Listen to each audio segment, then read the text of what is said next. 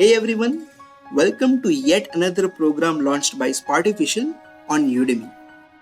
Here we are going to go ahead and model a neutron star with the help of Python.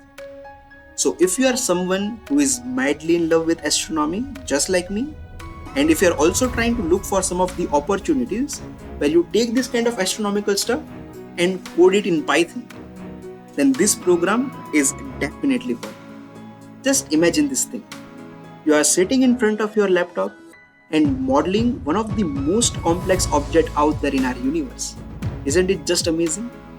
So that's exactly what you will be doing throughout this whole program. So I am Rohan and I am currently working at Astrophysical as a machine learning engineer.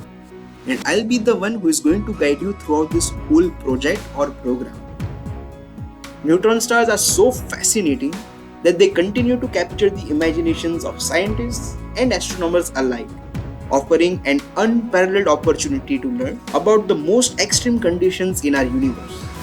And over here in this program, that's exactly what we are going to do by modeling a neutron star.